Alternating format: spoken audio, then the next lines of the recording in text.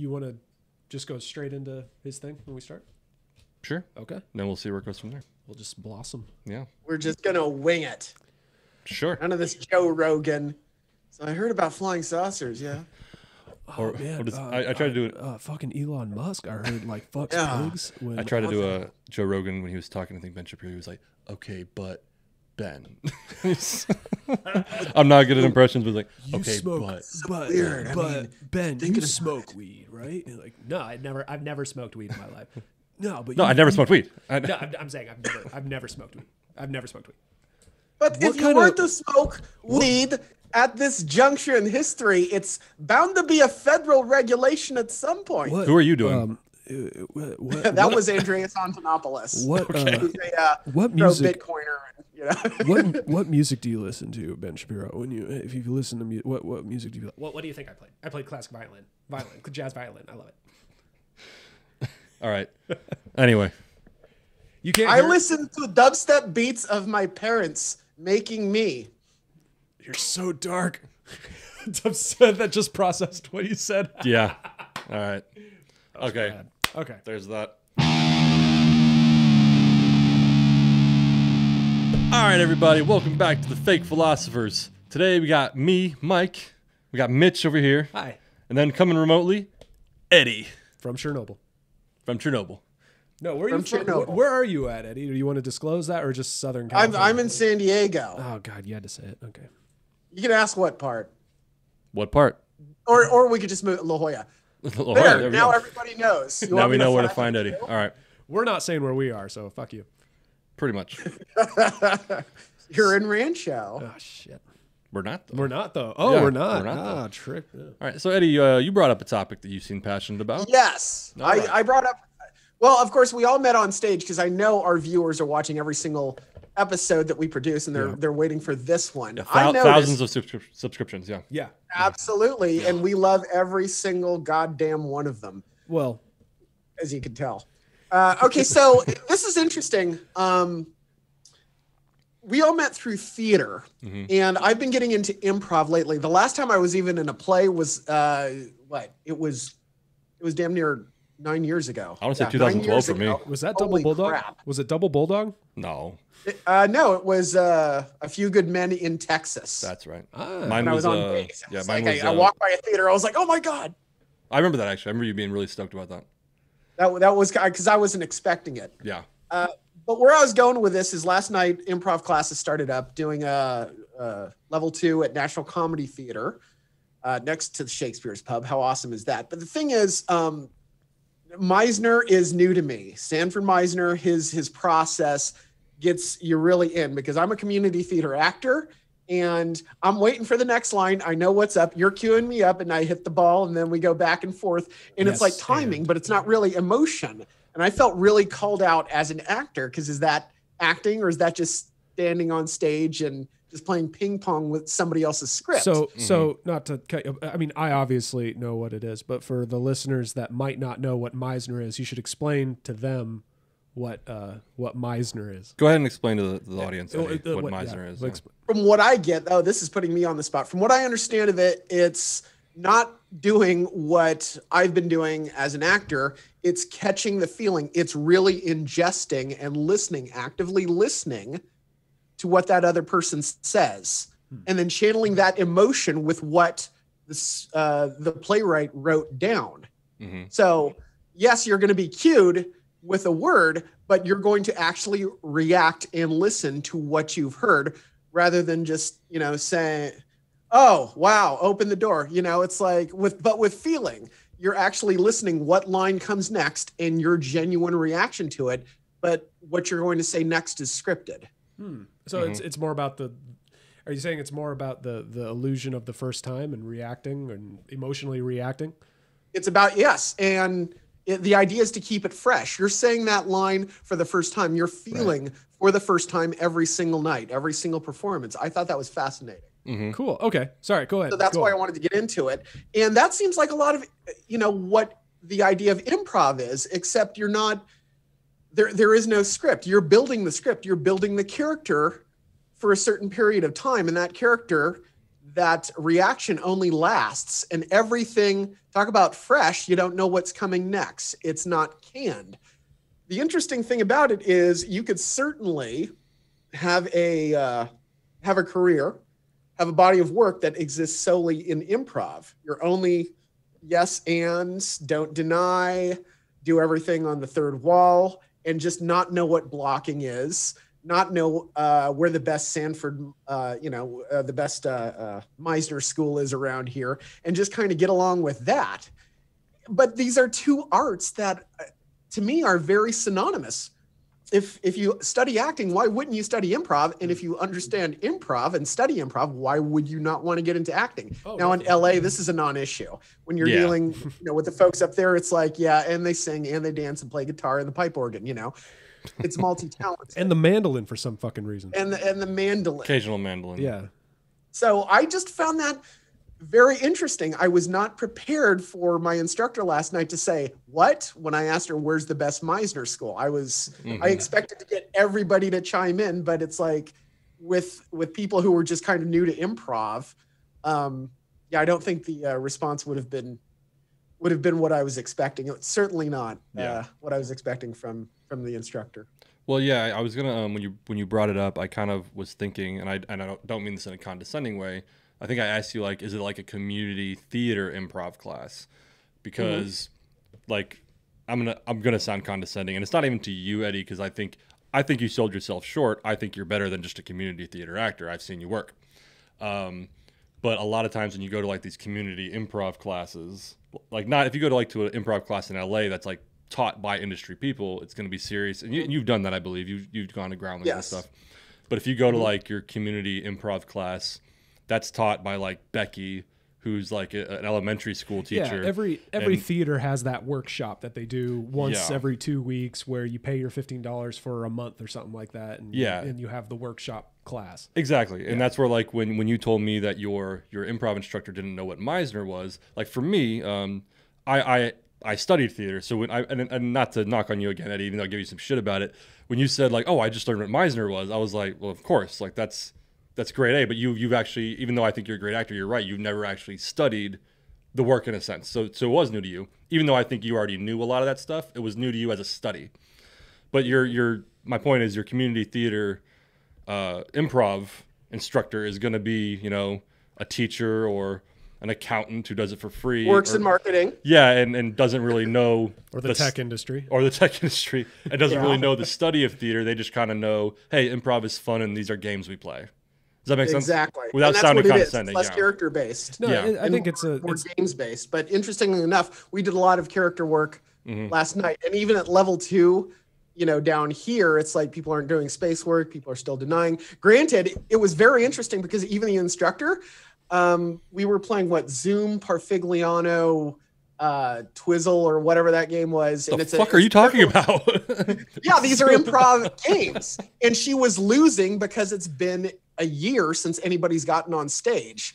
So it's like, zaps up or something like that. It's like, so it's been a year and a half, and it's interesting to hear her speak because even their main cast, they think it's a great idea just to, get into the theater, bring a bucket of IPAs, and then just sit and talk and then just feel each other out again and rediscover it. They're not even going to have performances actually with an audience and tickets and stuff like that until September because they really need to get ready. And I sensed that last night as well. Well, I think we all know, like even acting in general, it is like a muscle. Like you have to warm it up.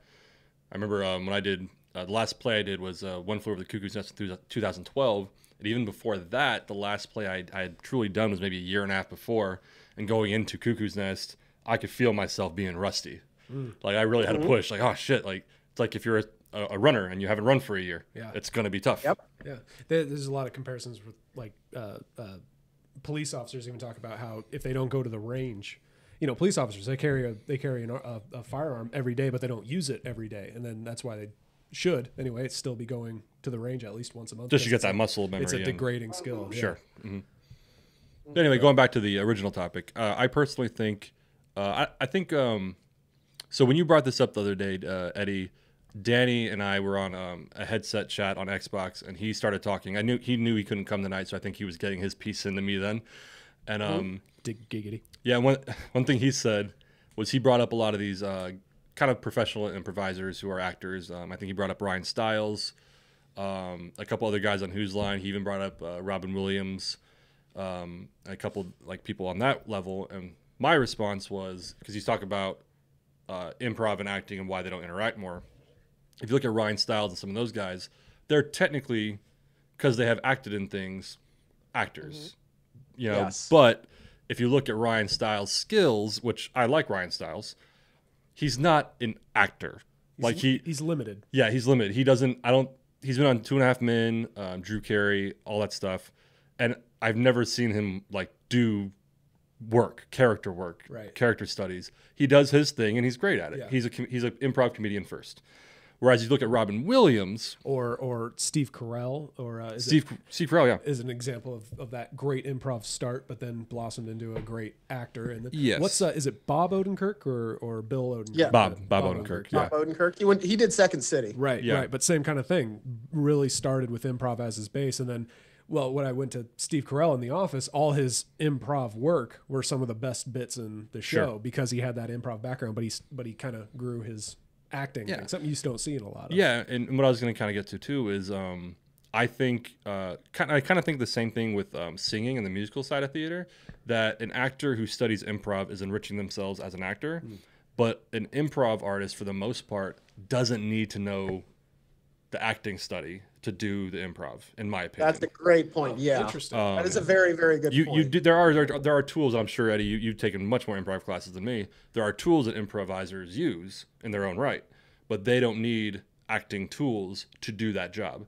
Whereas actors have their acting tools, but then they can use improvisational tools Interesting. to enrich themselves. Yeah, I never thought about that. That's pretty interesting. So that's how I feel about like singing too. Yeah. Like singers don't need acting skills to be a good singer. Right.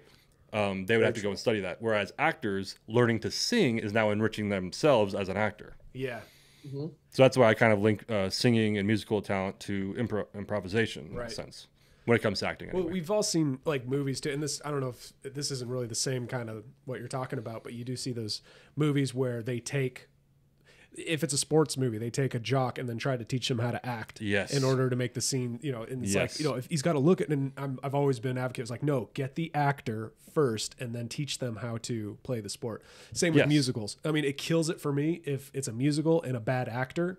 And I know some people, like, it kills it for them if it's a good actor and a bad singer. It just ruins the whole thing for them. But for me personally, it's if the acting isn't good, I would say the same. And that's where, like, we're going way off topic, but still similar theme.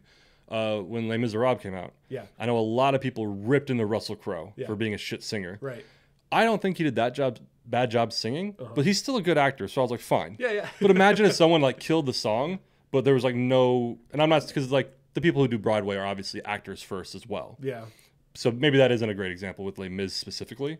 No. I mean, it's an example of what I prefer. Is I'd rather have a good actor and a less than good singer than the other way around. Yeah, Than but you're absolutely right about the athlete thing, though, because I think an actor can accurately portray an athlete yeah.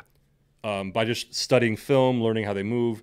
But teaching an athlete how to act is insanely harder. Yeah. And that's why Kobe Bryant was a producer. And he knew it. And he knew it. Granted, I think Kobe could have acted. I think he could have. He would have pulled a Space Jam on us. Yeah. Or? Yes. And then to kind of, because Eddie, you're military. Did you see Medal of Valor? Oh God, what was it? The Navy Medal of- SEAL, the Act of Valor. Active Valor. Active Valor. Kill me. So that one, I think, is similar. Obviously, we're getting way off of the improv. Did you ever see that? I did see that, and I saw it with a biased context because it was on base and what have you. Sure. Nice. So I didn't look at it artistic. I just looked at it as damn straight, the whole time. It's a fine movie, and damn it, these are active duty SEALs. And what are you gonna do? What are you gonna say? It's See, like that's how I looked watch. at it. No artistic. It's just that's it. That's what I'm talking about. That's how I watch Red Dawn. Yes. We all have that movie. We all have that movie. No, but I remember watching that movie, and I did enjoy it. But to me, it played like a video game to where like there's the action and it's super great, and then you cut to a cutscene and it's just two guys standing next to each other like, so what are we gonna do next? We have to fight the bad guys over there. all right, as long as I get back home to my family. Like it really played to me like a video game with like the bad cutscenes between awesome action. We'll compare that to Black Hawk Down, where you have stellar actors being taught how to do military, and it just plays like a so much better movie because it's a movie, not a recruitment ad. Yes. And I get, though, I think that was part of the shtick of Act of Valor was like, these are real SEALs. Yeah. So it kind of played up the shtick, and I get it, but... so that's why I can't hate on it too much because they never lied about it. Then they knew what they were, Exactly, yeah. And then again, can you imagine being the director? It's like, you have your actor saying, no, we want to do this once, one take. We did it. Let's move on. You know, we get it right the first time and then we move on. Yeah, if I was that director, I would have lost my fucking mind probably. Just 3 days in, I'm like, I can't do it. I can't do it. No, it was like for me, those movies, The Expendables. It was just movie wise, artistic wise, it was just probably subpar. But action sequence wise, it was pretty awesome. So, and what I loved is that they never lied about it. From jump, they were like, look, this is just action 80s sequence masturbation. Just watch it. And that's gun porn, yeah. But I will say, though, I think as far as movies are concerned, the improv, going back to it, they can use it pretty well. Like the director's name's eluding me. Eugene Levy was in all those movies. What was it? Best of Show. Christopher Day. Christopher Day. Yeah. Well, Christopher Guest did some of them. Christopher Guest. Yeah. That's what I'm thinking of. Because like those movies, to my knowledge, he pretty much had an outline, and then he just got all these actors who had improv skills, and were like, "Let's do it." Yeah. So that I think is cool. It's ridiculous too. Eugene Levy in. I only saw A Mighty Wind. Catherine O'Hara. I just couldn't believe it. My jaw was on the floor. Yeah.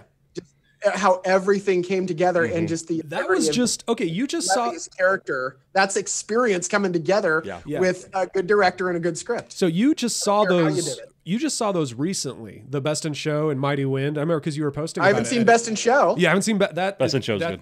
Best in Show and Spinal Tap are my favorites, but Mighty Wind is amazing. Waiting for. Have you seen Waiting for Guffman? Yes. Yeah. I haven't seen that. And there's one. It was called For Your Consideration, I think, which was about. It was a parody on the whole Oscar scene. I think I've seen that one. They were making a movie, and there's a rumor that someone's going to be nominated, so it just all goes to shit. It's really funny. That's awesome. But I want to see all Christopher Guest movies. I'm into that genre now. Yeah. You know, I'm sure you guys already knew this, but I only learned this for like 6 months ago. Christopher Guest played the Six-Fingered Man in Princess Bride. I did know that. You did know that? Okay, see, I did not know that. I grew up with Princess Bride. I grew up with Spinal Tap. And it was up until 6 months ago that I learned that the guitarist was the Six-Fingered Man. I learned somewhat recently. Like not like 6 months, somewhere in the last like 5 years I learned that though, yeah. Unreal. Blew my mind. So I will say, even though like I kind of shit on improv when I said like, I almost said like actors are better in a sense because like acting uses improv to enrich themselves, but improv doesn't require acting, meaning like, I don't know. But I do think there is such a nice talent for those who really, wrap their hands around improv. And I was going to give an example. Have you ever met DJ? I might have. I don't know. I think you may have in passing. I know Eddie knows DJ. Many lobby shows, yes. Yes. So DJ was part of the lobby. And I remember some time back, he told the story. I wasn't there. But they were doing, Eddie, when you wipe the scene and start over. Is that the Herald? Yeah. Is that a Herald? You don't necessarily start over. You continue from a thought. Okay. So, I forgot what it was.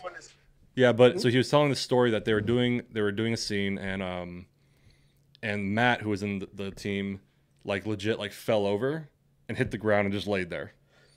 So they did whatever they did to like reset the scene, and Matt just continued laying there. and DJ told me it was like this magic moment that like they were trying to in character, they were trying to like, it was almost character on character.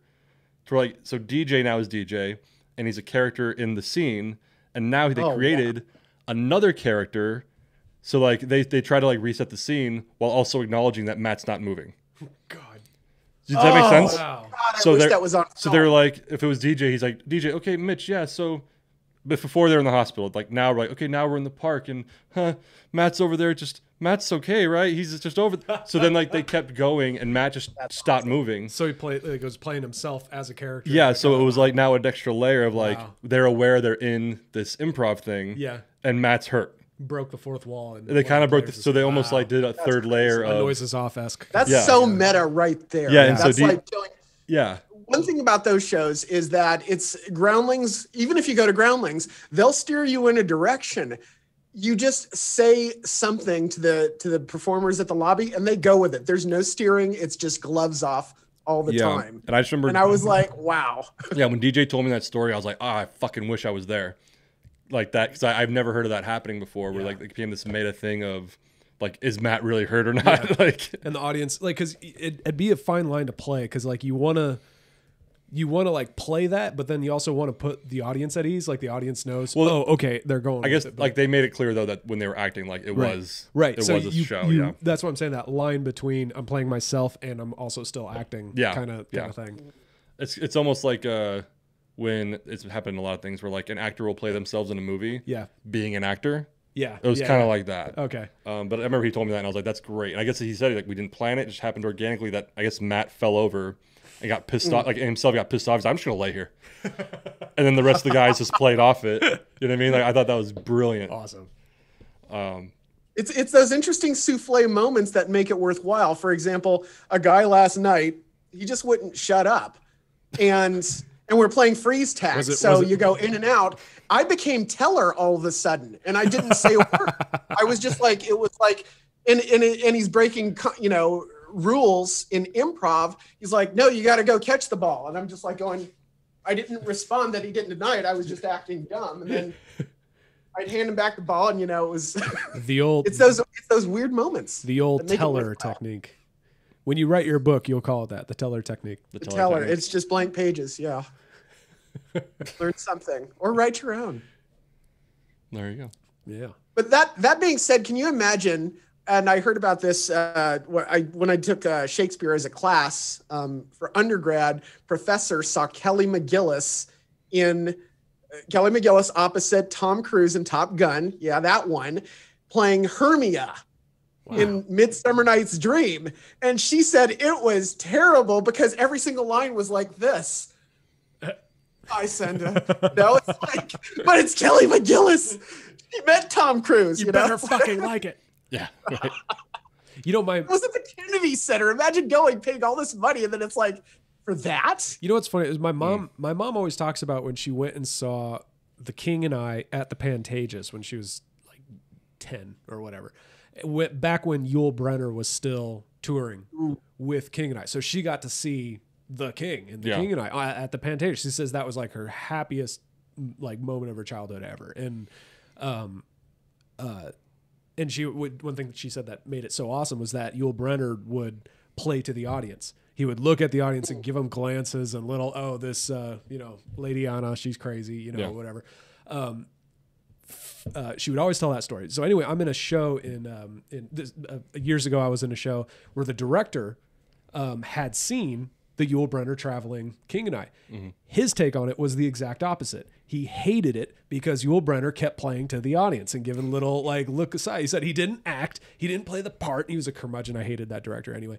But he was like he never played the part. He was always looking at the audience, just playing us up like we were gonna love it, and I hated it. And I'm like, you're just a shithead. But thank you, Grinch. Love you. Yeah. And so, but when you see celebrity, I mean, if I paid money to go see what's her Top Gun as Hermia, I wouldn't care how Kelly McGillis. She could play it shitty. I don't care. It's like, hey, she's it's her. I'm cool. Whatever. Yeah. If I went and saw Yul Brynner in The King and I, he could walk on stage and walk off. Worth it. And I'll drive home. But like, I can see where like that director is coming from. I would just say I would disagree because I actually like that stuff happening. Yeah. Like, I understood, and I think that's why it made me so mad. Yeah. Right. Well, no, like I went and saw The Producers in LA. It wasn't Nathan Lane and Broderick. It was names Jason Alexander and Martin Short. Oh, brilliant. Yeah. Okay. So, and I actually, having seen the movie, and I guess Nathan Lane and Broderick were the originals. Yeah. I still prefer Jason Alexander and Martin Short. I just like because they're the first ones I saw. Awesome. But there were several times throughout the show, and this is even before I got into really deep into theater.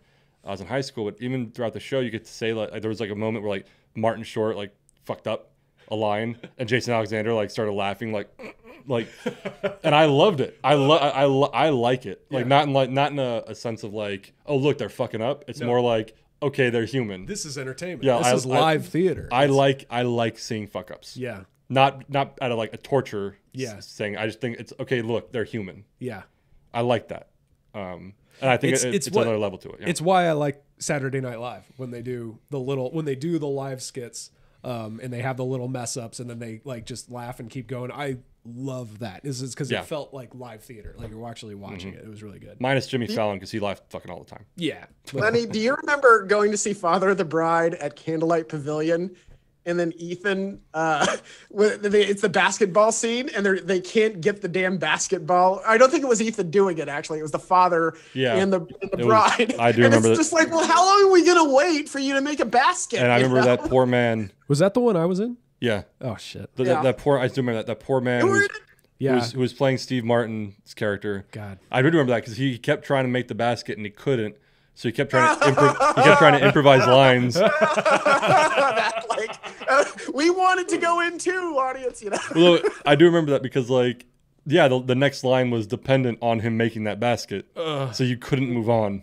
I do remember that, and he was just like, well, okay, like, it was just like, love it, cringe. Well, Mitch, you were in the cast. What was did you guys count how many baskets it took? What was the longest it took? Did he ever get it? Okay, time? I was in it, but I had a really small part, which meant most of the time I was in the green room just chatting and not watching the show. Because Father of the Bride, after you've seen it the second time, it's just the most boring thing ever. And maybe I just need to have a daughter someday and get it. And it would still be a boring. But you know what though? So because it wasn't a play, right? They adapted it from the movie. I think it was a play first. Okay, I think. I'm not aware of that. I'm not sure. But I will say the movie I can still watch to this day.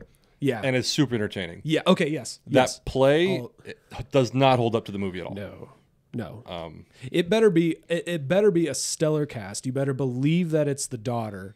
You need that father-daughter thing. And unfortunately, if the players don't have some real experience to draw on, or they're not amazing actors, it's just going to fall short. Mm-hmm. So, yeah.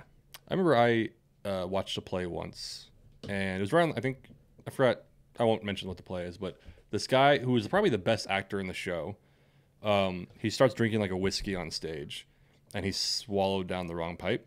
Oh, shit. On stage. Okay. And it was just super, as someone who does that all the fucking time in normal life, I couldn't imagine on stage. And so he was sitting there just like, he did that, he's like, like you got to play to that. Yeah, you got to see, that's where improv, the integrity of the character that you're playing, you can leverage that. That's all yours. That goes back to Mike's point, is like I think you can have a good improvisationalist, sure. Someone who does improv that doesn't know much about acting and still be stellar. But if you have an actor that doesn't know anything about improv, it's not going to be a good performance. Where's my line? There's no line for me choking on whiskey. Or if the glass falls off the table and breaks, what do? It's happened to me. Someone misses an entrance and you're just on stage waiting. If you don't have improv in you, you're. And I think even on top of that, just the confidence to do something, because I've seen when things go wrong and people freeze. Yes. One of the most impressive things I've seen, it was actually during Cuckoo's Nest. And there's a few things that went wrong during Cuckoo's Nest that I had to adapt to. But this kid who was in the play, to those who aren't familiar with it, during the last act of the play, they're in the state asylum, and they managed to get the alcoholic guard to open up a window to let these girls in who brought booze. And part of the deal is that he gets one of the bottles. Mm-hmm. So opening night, one of the girls runs in, and I hug her, and we kiss. And I forgot the whole thing. She drops the bottle, and it shatters on the ground. So my big moment was like, initially, like we just kind of hand it to him. And so just in the moment, I was like, all right, yo, that one's yours, dude. Haha. So that was my line. But this kid, who'd never been in a play before, I think it was just pragmatism, just pragmatic, whatever the word. The exit of the room, if you will, that level is on house left, stage right. Okay. And the broom closet is the opposite. So after that, he's like a mid-20 guy, maybe young 20s, but he's like made to look older. So he lobs over to the broom closet, opens it, starts looking around. Whoa. There's a stagehand there. and he's like, "Bring me a broom on the other side of the stage, broom and dustpan." Whoa. So Okay. So the people watching, I mean, granted, we're still doing our lines, but if they're watching him, it looks like this old guy goes to the closet, can't find a broom, Yeah. then leaves, and then he comes back on, sweeps it up. Wow. I think he had like one piece of the bottle that still had some liquid in it. Took that piece over to a table and started trying to find ways to drink it.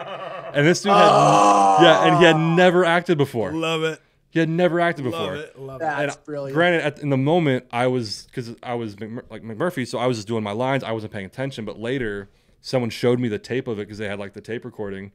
And I was like, that is the most fucking brilliant thing I've ever seen. That's ninja. Something you can't teach. Yeah. Just, well, to go back to what you were talking about, confidence, and I think that's the biggest thing about improv and what I love is that because theater, acting, whatever, it's all about being natural. And when you're a confident, you Mike are confident in your character, who you are. When you walk into a room, you say what you want confidently.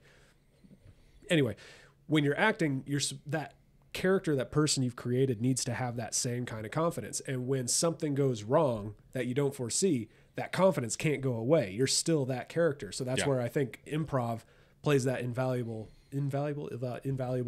part in that, is that teaching that confidence. Oh yeah, because then you have, I think it's a security blanket. Because one thing I've told people, like in real life, if I'm Mike on stage, I do have stage fright. I'm not really good with karaoke. Right, yeah, me too. Wow. Public speaking, to an extent, I'm okay. But like karaoke, I generally don't like it. And I've never done like professional improv in front of strangers. I did it once in college, but even then I'm kind of like in classes, it's different, you know? But so on stage, when you're a character, that's what people I know are always confused. Like, you've acted on stage, you've sang on stage. Yeah. Why are you afraid of karaoke? And I'm like, because that's me. And it's not planned. There's no plan. Yeah. Whereas with a play, you do have a script, you have blocking, you have a plan. So I think with that confidence and improvisation, when your plan breaks, when the train does go off the rail, you have to be ready to get it back on. Exactly. And a lot of actors don't have that ability. I could say I've successfully gotten it back on on some occasions. But yeah, I think because I've seen actors just freeze. It's a skill that can be taught. It comes a lot naturally to a lot of people, but it can be taught. And that's what the point of improv classes should be. And experience. It's experience, comfort, and confidence. Yeah. Yeah. And I think that it comes back to the confidence, though, is even if you're a decent improviser, the confidence to, oh shit, the table broke. Yeah. How do we, like, a lot of people just freeze, like, what do we do? Instead of having the confidence, okay, let's just do something. Like, we have to do something. Well, for me, what the biggest benefit I've had with improv, I guess, in acting is my physicality. When I'm moving around, and because next time you go see a community theater show, try to see more than one performance and watch actors and see how repetitive their movement is. Some actors will go through the exact same motions at the exact same lines and go through everything. I love just mixing it up, improving my movements, being just little every time. It's like, okay, I should be here at this point, but everything else, like what I'm fiddling with on the bar, what I'm the pillow on the couch, the the little trinket on that's the exploration. Right. That's keeping. I think that's a description of Meisner technique right there. Oh, okay. Because you're fresh every night. Yeah. Well, and then that way, the movement's new, the listening is new, your reactions to when people are speaking, that's all part of the physicality. I mean, you have to hear it for the first time and you react to it for the first time, even, and that's where I've improv'd mostly. But you know what? You're right. And I think I'm very similar in the sense. And in my experience, I've had directors who are not necessarily against that. I know some who are like, no, you're at this part, at this line, you need to be here, blah, blah, blah. Like, it's a blueprint. Right. But a lot of directors I've worked with have said, like, listen, as long as you're at this point, when you have to say the line, I could give two fucks. Yeah. What you do, as long as you're not disrupting the scene, do whatever you want. Not catching flies, as my high school teacher would say, is that guy in the Shakespeare show in the background, who's an ancillary character. Do your lines and just stand there like you should, like a guard, like you should. But then the butler or whoever is standing there starts seeing the imaginary fly and trying to catch it. In the background, because they want attention. They're bored. I get it. Everyone's done Shakespeare. It's boring. You're on stage. People are looking at me. No, I think you're right though. As long as it's real, it's like realistic. Right. It's fine. And I think. And if you get into that habit, when something breaks, you're just ready to react to it breaking in a natural way and be able to move on. So, moving on. But it's fascinating. Well, last night it's interesting because I found myself getting angry that I realized there would be a ramp up in other people in the class. I did, but I wasn't prepared to be denied, and I wasn't prepared to people say, "Hey, you're doing a fake accent," you know. And it's like, but Well, now that- it's yeah. like that's my fault for getting angry. I've got to adjust to that. I've got to accept their denial Oh, wow. and then build off of that. And if I want to go meta, I call them out, and it's a whole other scene. So it's if a brick is thrown, you've got to build on that brick, even if it's a denial, even if it's a question, even if it's saying you're doing a fake accent, you know, and you just go with it. Well, I think like what you just said is granted you've had a lot more experience than me, but like when we're doing improv, if you do have someone who says no, who denies, and like you said, the best way to go about that is instead of pushing on what you wanted and then just denying it again, you just roll with that denial. Kind of like what you said. Yeah. Like I've found that that's a lot easier way to adapt to that.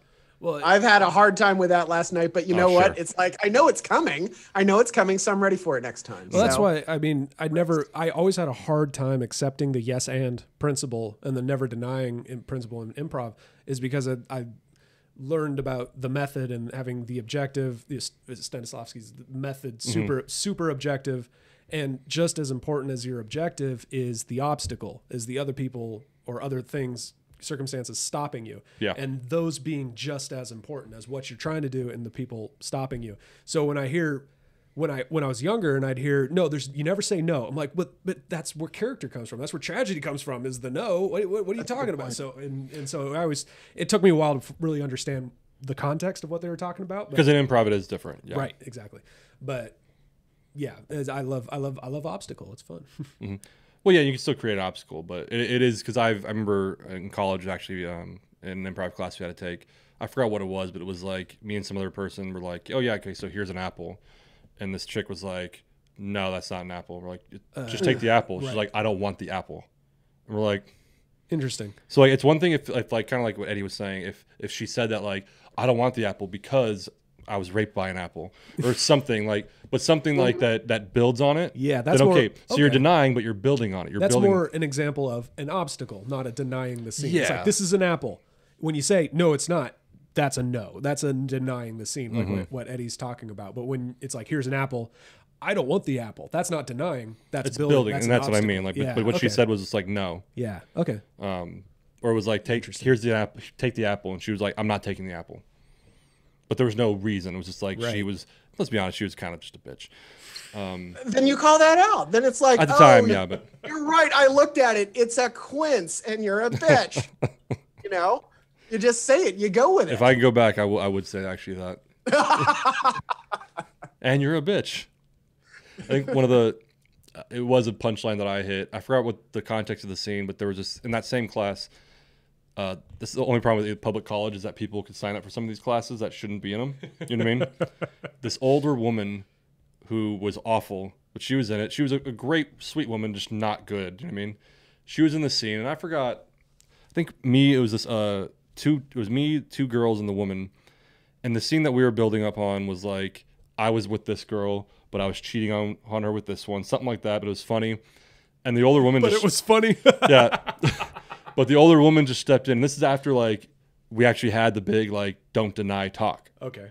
earlier in the class, and so the woman just comes storming in. She's like, "You all should have a threesome."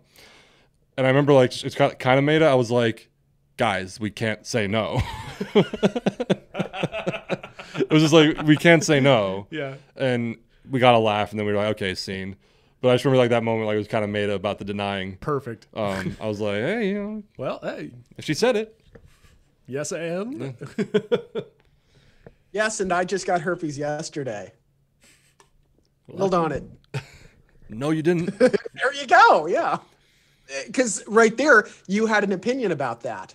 So something got thrown out there was supposedly taboo. More information's added, and then Mitch added a perspective. Oh, lucky, you know? Yeah. And that flies in the face.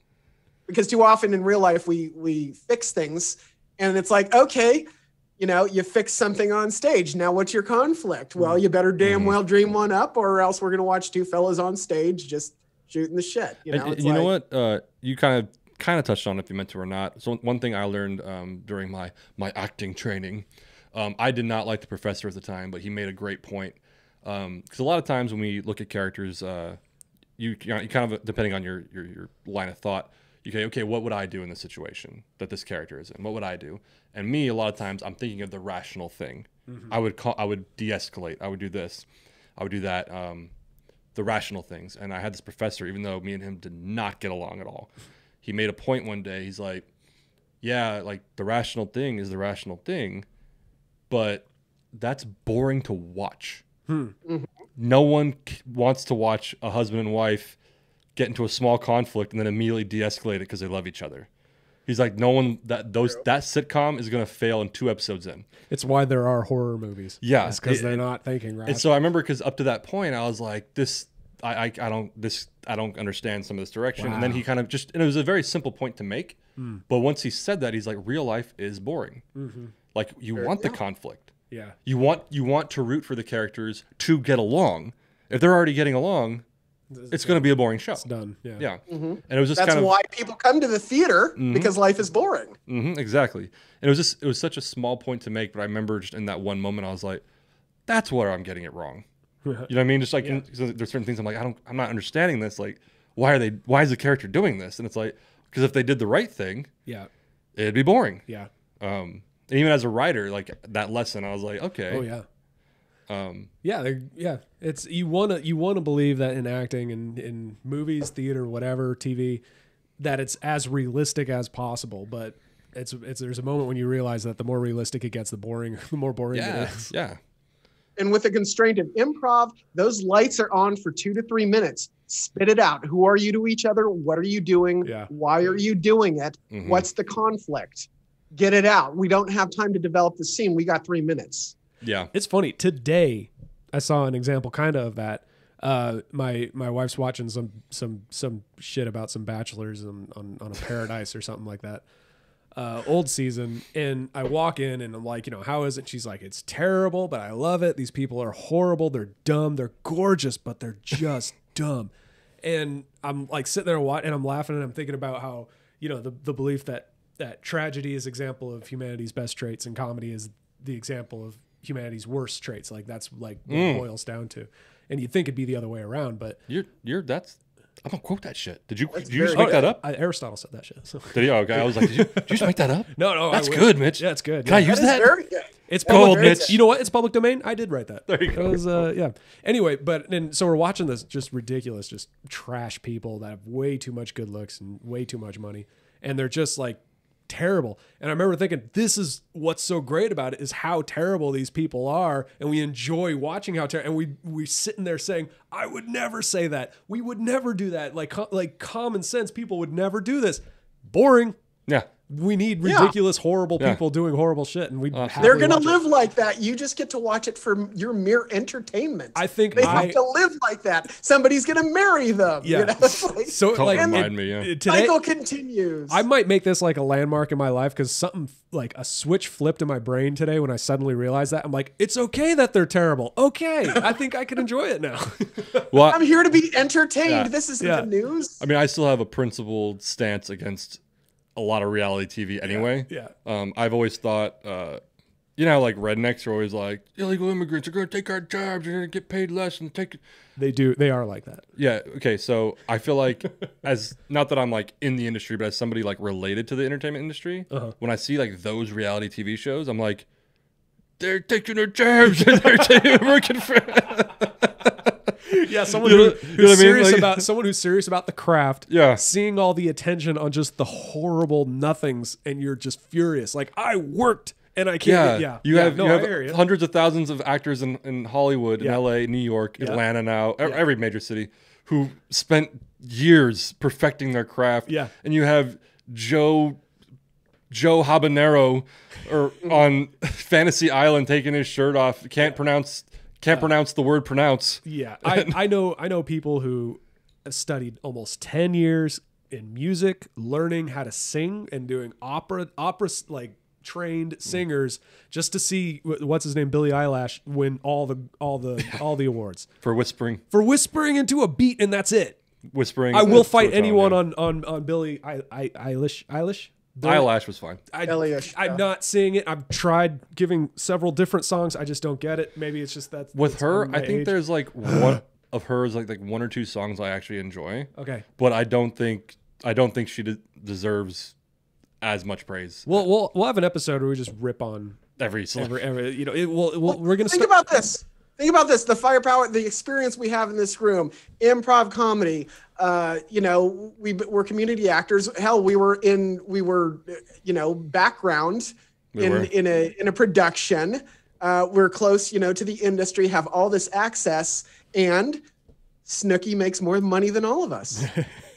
Yeah, you know what? I remember I years ago I ripped on Jersey Shore. And I will always continue to. And somebody actually said that they're like, you just hate it because you're jealous. And my response was, yeah. And I have a right to be. Yeah. Like I have a right to be. I think, no, jealousy has, this took a turn. Jealousy and envy has this negative connotation on it. And it should have a negative connotation. But I think there is rightful jealousy. Oh, yeah. If, like, I've seen it where, like, people work their asses off to own a bar. Right. And then, I actually, not a bar, but I knew a girl in high school where, like, literally as she graduated high school, her parents bought her a tanning salon to run. Damn. So if you're a young lady who wants to run a tanning salon and you're going to business school, or you're just working at a different tanning salon to learn the trade, right, and you see the girl that graduated the same year as you be given it, I think you have a right to be a little jealous. Yeah. What's the difference between jealousy and envy?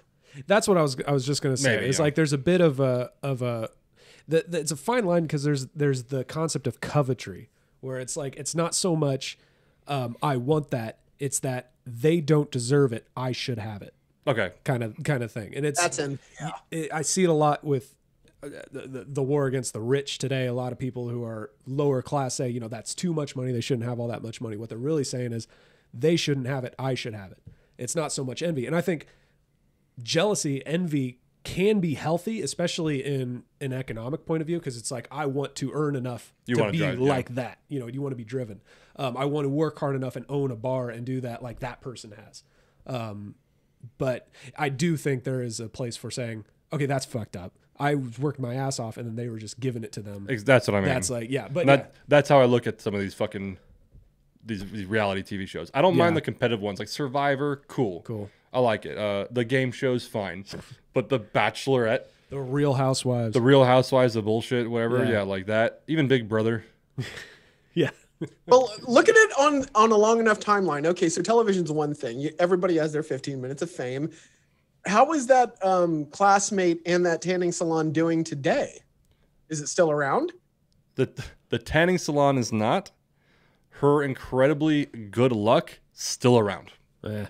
Okay, well then that's luck. No. When I say good luck, I mean. Oh, okay. Oh, still being here. She just has a wheelbarrow full of money just whenever she needs it. The hard part, and some people are born into that. Does that improve them? I think she's a sweetheart. Rich. Oh God, see the it's a very fascinating documentary. Actually, it came out. There were viewings when I lived at Homecoming, and it was about the guy who filmed it. He's heir to the Johnson & Johnson fortune and everything, and in his family, you just didn't talk about money. I think I watched this with you. Yeah, I feel like I watched this with you. Yeah. Yeah. What? That's a fascinating. It's like, okay, so when money is just not a problem at all, how do you live your life and what are you living for? Yeah. Where's your challenge? It's tough for me because it's what you're talking about is the parents that give their kids, the better life and things like that. There's when the kids are shitty and they take it for granted and they rub it in your face, that's one thing. But for the most part, in my experience anyway, the kids that reap what their parents give them comes from, I try to put myself in the parents' position, or I put my parents in the parents' position. And I think about how hard you work your whole life to give your kids a better life. Like I'd personally love to get rich one day and send my kids to the greatest schools. And I know when they're in the good schools, there's going to be the kids in the public schools looking down on the kids in the big schools. Oh, because your parents just put you through it. You didn't deserve it. And it's like, well, there's a legacy there. But I think there's a difference because even though I'm kind of railing on this one chick, she's actually a sweetheart. And I think she hasn't done any harm to anyone. Like she's just trying to live her life using the advantages she has, which is fine. But if we're getting on this subject now, there are those kids where it's like, you don't fucking deserve it. Like, and I'm not saying like just in general. Like, I've met really wealthy people and it's like, oh, you're really nice. Like, you deserve this life. It's almost like the good king, the good prince. Right. And then I've met people who come from like that privilege and they're just a piece of shit. Yeah. And I'm like, you, not your class, you don't deserve what Right. you've been given. Yeah. I mean, Like Snooki. I know. Yeah, but I know some self-starters that worked their whole life to become rich and they're still pieces of shit. Would you say the same thing? Like, you don't deserve the money you have, even though you worked hard to get it. I would say you have worked for your money, but That doesn't make you a good person. But that doesn't make you a good person. Okay, yeah. So do you deserve it as a moral standpoint? No. Do you deserve it because you worked for it? Sure. There's different layers there. Yeah, see, I try to look at, the minute the word deserve comes up, my guard goes up. And I'm like, When I say deserve, I'm judging your person, your morality. Yeah, I mean, even still, like any kind to somehow think that it's a whole other subject. I'm sorry, I'll say this. No, I'll say this because we went way off the rails. Yeah. I'll say this. I think there's a difference between earning and deserving. Does that make sense? Yes. The person who's a piece of shit, who's a self-starter, they earned that money. Right. They earned it with hard work. But they killed 5 people in the way, so they don't deserve it. That's an incredibly extreme example. No, I like the extremes. That's status That's in society. Yeah. You know, it's status in society. If you're a teacher, you don't make a lot of money, but society reveres you because teachers had an influence on us growing up. Whereas if you're in the mafia, you have a lot of money, but you don't really have a high standing. You earned that money. Yeah, you did earn that money. But do you deserve it? But it was ill-gotten gains. Like Gandhi.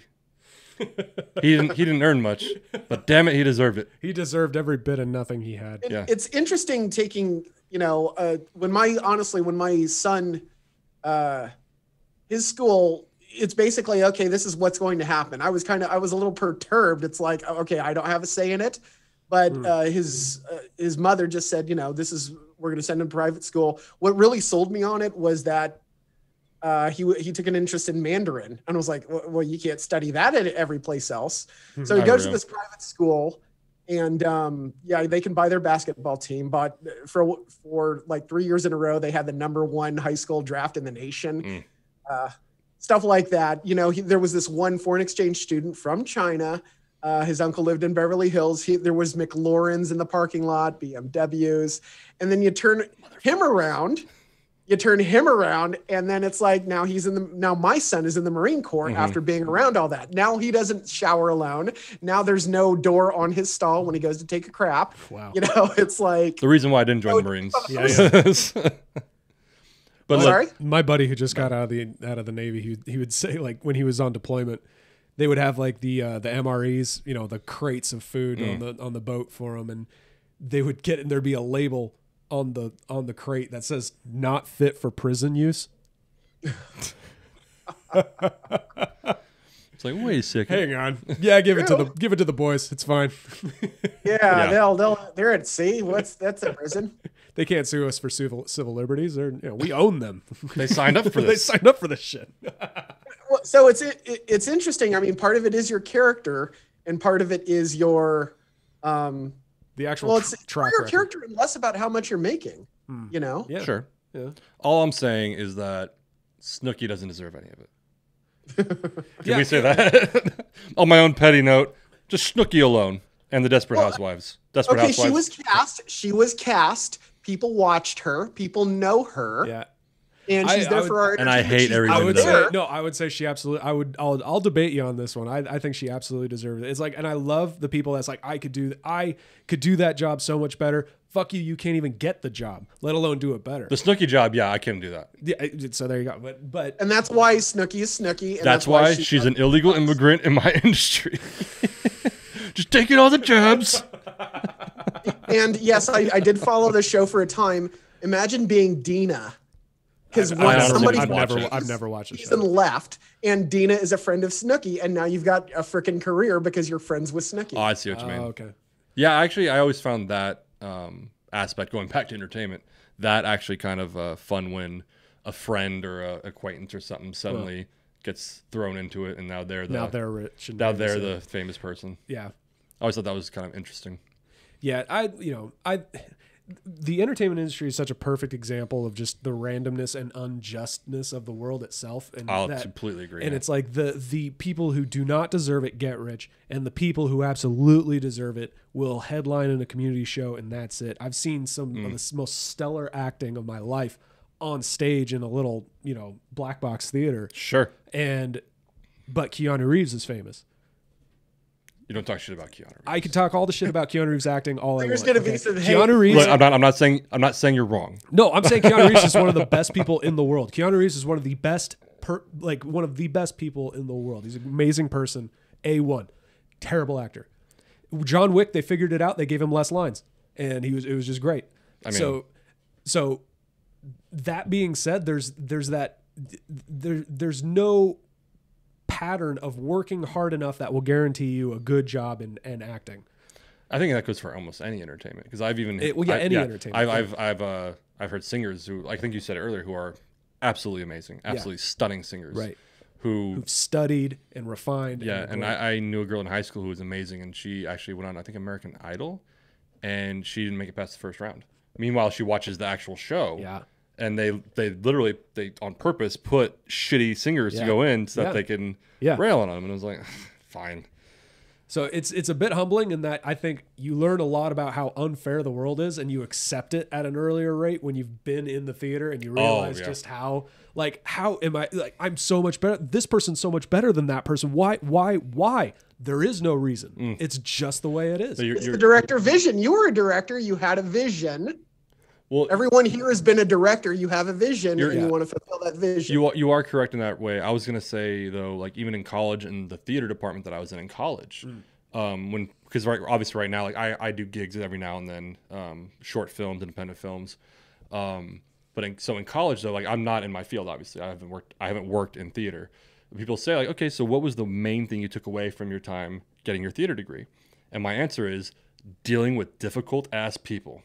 That's the pragmatic side, nothing artistic. Yeah, and we've laughed about it before, I think, not on camera yet, but we could probably do another one based on this alone, like that I've always felt, even when I was pursuing it in LA, I am an actor who can't stand other actors. Yeah. It's the same. And we won't go into all the reasons why, but like even just like I said, in college, what I take away from that, I learned a lot about theater, a lot about acting, a lot about the business. My big takeaway, having not been successful in the industry, was simply how to deal and work with difficult ass people. Because everyone knows no one's more difficult to work with than actors and fucking creative types. Oh my God. Mm-hmm. Yeah. So yeah, I mean, yeah, I think if you take those kind of examples and look at the real world, look at the real world. The world of why is this person rich? Why is that person poor? Why are veterans homeless, and why are shit trust fund kids, living it up? There is no reason to it. It's completely random. And the sooner you learn how unfair the world is, the happier you're going to be, because you just accept it. Of course. So I actually know sometimes I'll run into someone who, if I'm working with them on something and they behave a certain way or rude to the boss, and I'm like, I would have loved to see you do theater. The director would have you by the balls. I've seen community theater directors who are just fucking cutthroats. Yeah. And then these people, I'm like, it's almost like they say like everyone should work a year in the service industry or serve a year in the army. Yeah. You should do at least like 3 plays. If you can survive 3. You work as a stagehand. Stagehand, yeah. Maybe a background actor, and then one with some lines. Yeah. With a dick director. And that should be your I don't know. That's your penance. Your penance. There you go. Before education. When I own a college, before anyone even gets accepted, those are like you have to have worked a year in the service industry, a whole year. Fuck you, a whole year, and at least done some theater and absolutely. And then you can get accepted for mathematics. for your geography degree. What does this have to do with anthropology? All right, here's your coffee. Well, don't call us. We'll call you. That should be it. Forget actually having to do theater. You should have to audition for like a month straight every day. Oh man, every day. Struggle. Wow. Yeah, you have to, in order to get in, you have to give a paycheck for an acting gig. Yeah, just a paycheck or a pay stub for some sort of acting gig. Get out there and get one. and then you can Yeah, get a taste. it's for it. miserable. Yeah, it's so terrible. I think when we actually, even though we've spent a lot of time on this one, when we actually talk about like the craft of acting, like the actually working it, Yeah. stories of auditions. Oh yeah. I have some. See, I never pursued it really as like.